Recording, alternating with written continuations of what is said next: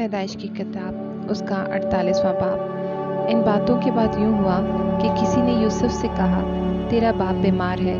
سو وہ اپنے دونوں بیٹوں منسی اور افرائیم کو ساتھ دے کر چلا، اور یعقوب سے کہا گیا کہ تیرا بیٹا یوسف تیرے پاس آ رہا ہے۔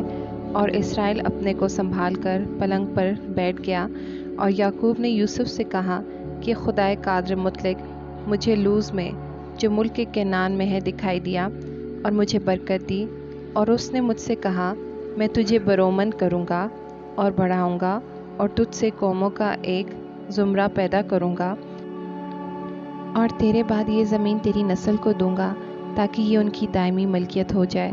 سو تیرے دونوں بیٹے جو ملک مصر میں میرے آنے سے پہلے پیدا ہوئے میرے ہیں، یعنی روبن اور شمعون کی طرح افرائیم اور منسی بھی میرے ہی ہوں گے۔ یہ جو اولاد اب ان کے بعد تجھ سے ہوگی وہ تیری ٹھہرے گی، پر اپنی میراث میں اپنے بھائیوں کے نام سے وہ لوگ نامزد ہوں گے۔ اور میں جب فدان سے آتا تھا تو راخل نے راستہ ہی میں جب افرات تھوڑی دور رہ گیا تھا میرے سامنے ملک کنعان میں وفات پائی، اور میں نے اسے وہیں افرات کے راستہ میں دفن کیا۔ بیت لحم وہی ہے۔ پھر اسرائیل نے یوسف کے بیٹوں کو دیکھ کر پوچھا، یہ کون ہے؟ یوسف نے اپنے باپ سے کہا، یہ میرے بیٹے ہیں جو خدا نے مجھے یہاں دیے ہیں۔ اس نے کہا، ان کو ذرا میرے پاس لا، میں ان کو برکت دوں گا۔ لیکن اسرائیل کی آنکھیں بڑھاپے کے سبب سے دھندلا گئی تھیں اور اسے دکھائی نہیں دیتا تھا، سو یوسف ان کو اس کے نزدیک لے آیا۔ تب اس نے ان کو چوم کر گلے لگا لیا، اور اسرائیل نے یوسف سے کہا، مجھے تو خیال بھی نہ تھا کہ تیرا منہ دیکھوں گا، لیکن خدا نے تیری اولاد بھی مجھے دکھائی۔ اور یوسف ان کو اپنے گھٹنوں کے بیچ سے ہٹا کر منہ کے بل زمین تک جھکا۔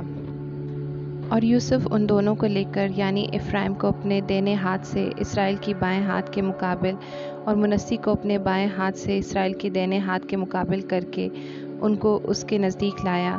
اور اسرائیل نے اپنا دہنا ہاتھ بڑھا کر افرائیم کے سر پر جو چھوٹا تھا، اور بایاں ہاتھ منسی کے سر پر رکھ دیا۔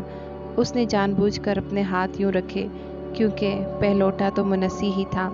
اور اس نے یوسف کو برکت دی اور کہا کہ خدا جس کے سامنے میرے باپ ابراہیم اور اسحاق نے اپنا دور پورا کیا، وہ خدا جس نے ساری عمر آج کے دن تک میری پاسبانی کی، اور وہ فرشتہ جس نے مجھے سب بلاؤں سے بچایا، ان لڑکوں کو برکت دے، اور جو میرا اور میرے باپ دادا ابراہیم اور اسحاق کا نام ہے اسی سے یہ نامزد ہوں، اور زمین پر نہایت کثرت سے بڑھ جائے۔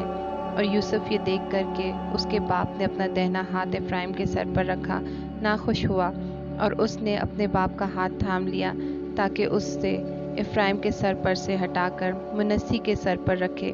اور یوسف نے اپنے باپ سے کہا کہ اے میرے باپ، ایسا نہ کر، کیونکہ پہلوٹا یہ ہے، اپنا دہنا ہاتھ اس کے سر پر رکھ۔ اس کے باپ نے نہ مانا اور کہا، اے میرے بیٹے، مجھے خوب معلوم ہے اس سے بھی ایک گروہ پیدا ہوگی، اور یہ بھی بزرگ ہوگا، پر اس کا چھوٹا بھائی اس سے بہت بڑا ہوگا، اور اس کی نسل سے بہت سی قومیں ہوں گی۔ اور اس نے ان کو اس دن برکت بخشی اور کہا کہ اسرائیلی تیرا نام لے کر یوں دعا دیا کریں گے کہ خدا تجھ کو افرائیم اور منسی کے مانند اقبال مند کرے۔ سو اس نے افرائیم کو منسی پر فضیلت دی۔ اور اسرائیل نے یوسف سے کہا، میں تو مرتا ہوں، لیکن خدا تمہارے ساتھ ہوگا اور تم کو پھر تمہارے باپ دادا کے ملک میں لے جائے گا، اور میں تجھے تیرے بھائیوں سے زیادہ ایک حصہ جو میں نے اموریوں کے ہاتھ سے اپنی تلوار اور کمان سے لیا دیتا ہوں۔ پیدائش 49 باب۔ اور یعقوب نے اپنے بیٹوں کو یہ کہہ کر بلوایا کہ تم سب جمع ہو جاؤ تاکہ میں تم کو بتاؤں کہ آخری دنوں میں تم پر کیا کیا گزرے گا۔ اور یعقوب کے بیٹوں، جمع ہو کر سنو اور اپنے باپ اسرائیل کی طرف کان لگاؤ۔ اے روبن، تو میرا پہلوٹا، میری قوت اور میری شہزوری کا پہلا پھل ہے۔ تو میرا رعب کی اور میری طاقت کی شان ہے۔ تو پانی کی طرح بے ثبات ہے، اس لیے تجھے فضیلت نہیں ملے گی، کیونکہ تو اپنے باپ کے بستر پر چڑھا، تو نے اسے نجس کیا۔ روبن میرے بچھونے پر چڑھ گیا۔ شمعون اور لاوی تو بھائی بھائی ہیں، ان کی تلواریں ظلم کے ہتھیار ہیں۔ اے میری جان، ان کے مشورے میں شریک نہ ہو۔ اے میری بزرگی، ان کی مجلس میں شامل نہ ہو، کیونکہ انہوں نے اپنے غضب میں एक मर्द को कत्ल किया और अपनी खुदराई से बैलों की कोंचें काटी।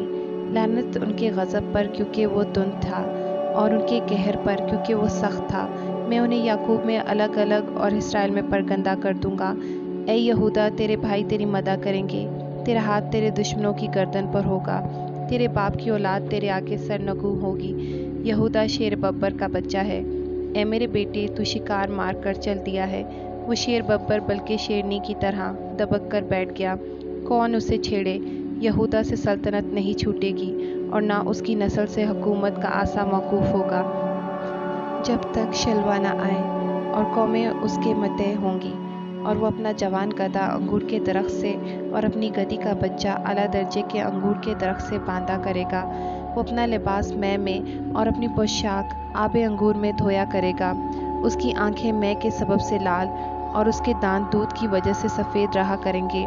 ज़बूलून समंदर के किनारे बसेगा और जहाज़ों के लिए बंदर का काम देगा, और उसकी हद सैदा तक फैली होगी।